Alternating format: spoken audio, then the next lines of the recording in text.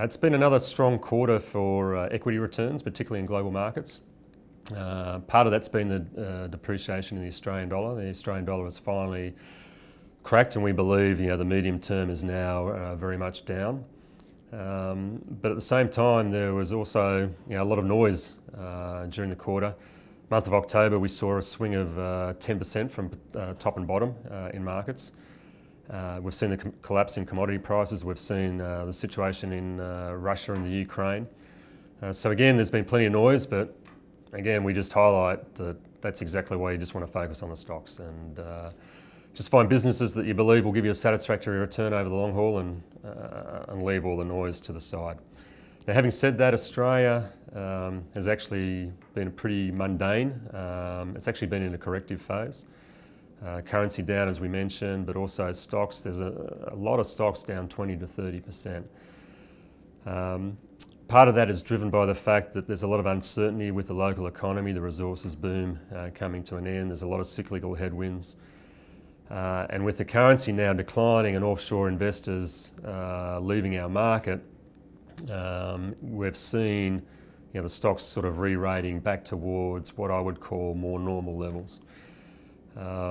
Now, having said that, when we look out over the next 12 to 18 months for new opportunities in Australia, we're still finding it tough. I mean, valuations are okay, but they're not cheap. There doesn't seem to be any particular market, even with the commodities having come down a long way, that is warranting our attention. And as I said, the cyclical headwinds from the economy will mean the earnings outlook is pretty tough. So we still believe that you've got a better risk-reward proposition offshore, even though, as I mentioned, the currency has come down quite a bit short-term. We continue to believe that will be a favourable addition to equity returns over the next 3 to 5 years.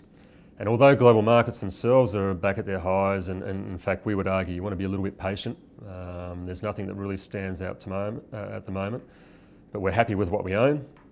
And as long as you've got your expectations on returns set at the right level, we think that you'll get satisfactory returns. And what I mean by that is, the reality is we've got cash and bonds selling anywhere between 0 and 3%. So if the market's happy to accept that type of return from the so-called risk-free assets, then a 6, 7, 8% return from equity markets is actually quite a good return. And we do think that we'll be able to achieve that over the next 3 to 5 years.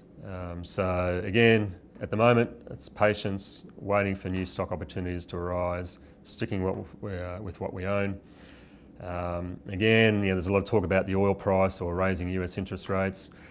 The oil price coming down, in theory, should be a positive because it puts more money in the pockets, particularly of the mature economies. Short term, it will create a bit of havoc because those who are doing well out of the oil price and have borrowed on the back of that will start to see maybe some defaults and maybe some short-term liquidity issues. But I think, again, that will be noise short-term. And as I said, the reality is you can just see by the petrol price, I think it's halved in the last 12 months. So it's actually very good for the consumer and therefore local economies.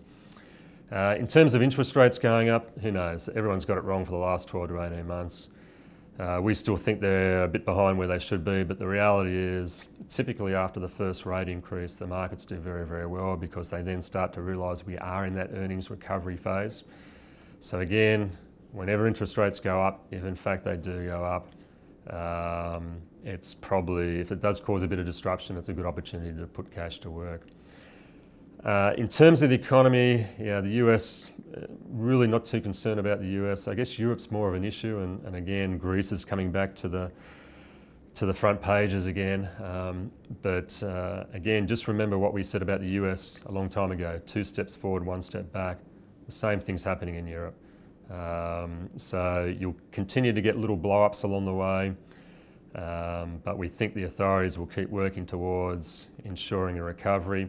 Having said that, one of our big focuses of the next 12 months is we've got a few trips specifically to Europe, and more specifically to the periphery of Europe, to investigate and do the real sort of bottom-up, kick the tyres type of work in terms of, are these structural reforms actually starting to play out among the periphery, and therefore putting a base in terms of the economy. So I guess to conclude, we sit here today, we're fully invested. We still believe property is a very poor investment. Be very careful. We wouldn't invest in bonds at 2 to 3% longer term. And so really the options, we think, are either having some cash around so that if we do get a bit of disruption, put it to work in the equity market, or basically owning some offshore businesses, where, as I said, we believe we can continue to get going forward a 6, 7, 8% type return, and add the currency in there, and we might get up into low double digits. And we think if we achieve that, it'll be a pretty solid outcome, as I said, when people are willing to accept 2 to 3% from a government bond.